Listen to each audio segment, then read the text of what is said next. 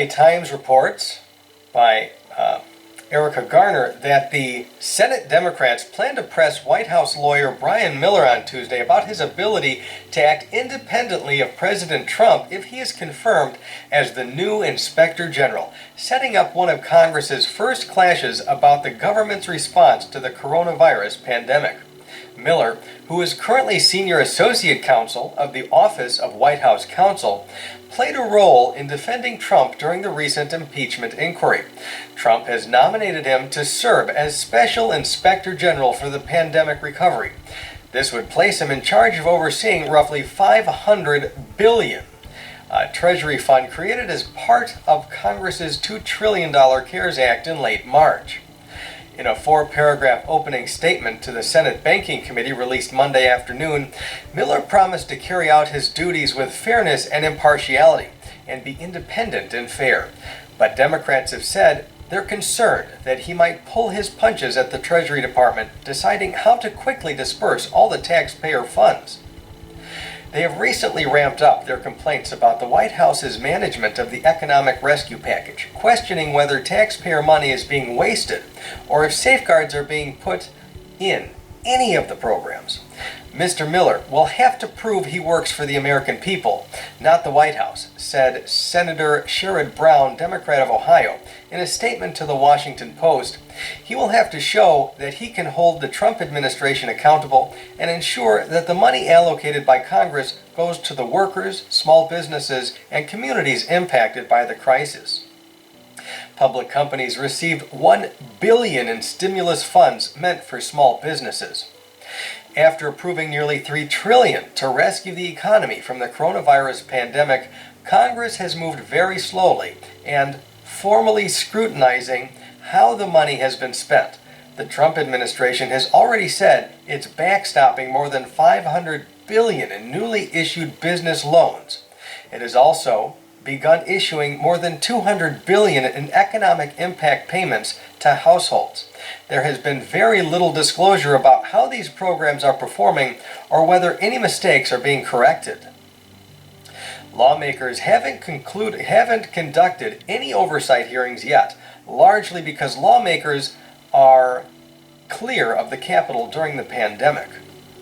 And the White House is clamping down on testimony from the administration, insisting on approving all requests for testimony. Last week, they blocked lead administration scientist Anthony Fauci from appearing before the House subcommittee that wanted him to testify this week. So despite the multiple oversight mechanisms, not everybody is convinced the process has worked so far. If the idea was to create enough redundancy that there'd be effective oversight, the mission is most definitely not accomplished, said Neil Barofsky, who was the first Inspector General of the $700 billion Troubled Asset Relief Program passed at the height of the financial crisis in 2008. Fauci and others will testify before the Senate's Health Committee next week, though the process will largely be run by Republicans. In his opening statement, Miller says he won support from Democrats and Republicans in the past, according to a draft posted on the Senate Banking Committee's website. His background also includes 9 years as Inspector General for the General Services Administration, where he won praise for acting independently and investigating corruption inside an agency with a budget of more than $20 billion that oversees thousands of federal properties. The position he has been nominated for is modeled after the Inspector General created to oversee the federal bailout passed during the financial crisis a decade ago. The Inspector General uncovered numerous instances of fraud that sent people to jail. Miller's confirmation hearing will take place Tuesday afternoon before the Senate Banking Committee and will be the first in-person hearing related to the coronavirus since the House and Senate largely abandoned Washington in late March amid the pandemic's deadly and economically devastating march across the nation. Since then, lawmakers returned periodically only to approve huge spending bills with little debate. The Senate reconvened this week, but the House remains out of session. The afternoon hearing could be an unusual spectacle, with Miller and some members expected to attend in person, while others joined via video conference, according to committee staff. Although appointed by the president, inspector generals are supposed to be independent, but Trump has demonstrated a pattern of retaliating against inspectors general who take actions he dislikes or produce unflattering findings.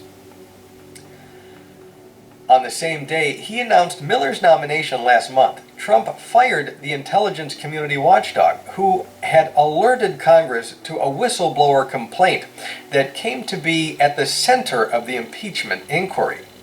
Last week, he moved to replace the top watchdog at the Department of Health and Human Services after her office released a report on the shortages in testing and personal protective gear at hospitals.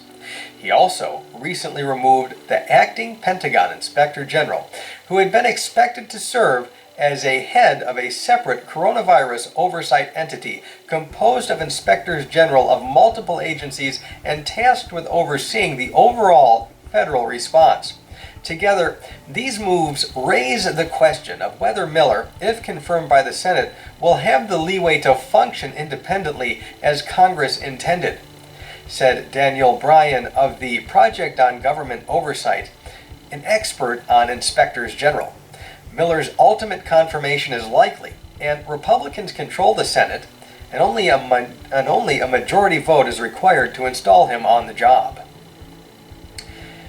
He has a choice. Either he does his job well and invokes the wrath of the president, or the reverse is, obviously, he can keep his head down, and then we lose out on an aggressive inspector general, Bryan said.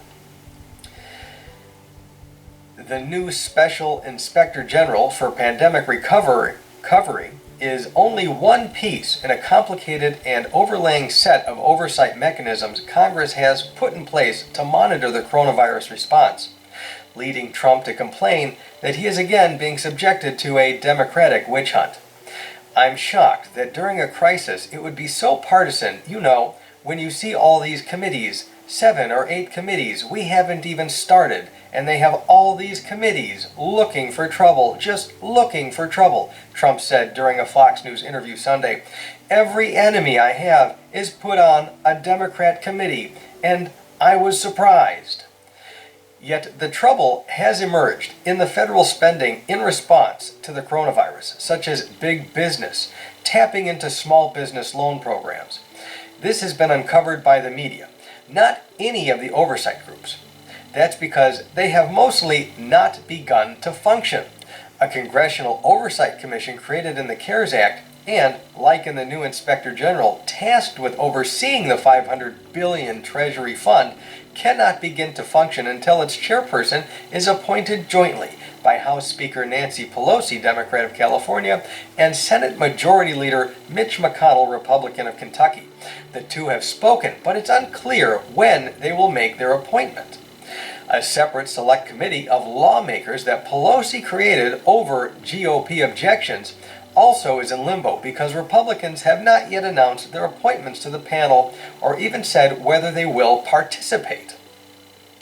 Borofsky and others have raised concerns about a statement Trump issued when he signed the CARES Act, which suggested he might seek to block provisions in the legislation that allow the Inspector General to alert Congress if he's not getting the information he wants from the executive branch. But Borofsky also noted that because much of the money in the $500 billion Treasury Fund has not yet been obligated, it's not too late for good oversight. There's one oversight group that has gotten up and running to a degree, the Pandemic Response Accountability Committee, which is a group of inspectors generals charged with overseeing the entire federal response to the coronavirus and all the spending approved thus far into the future.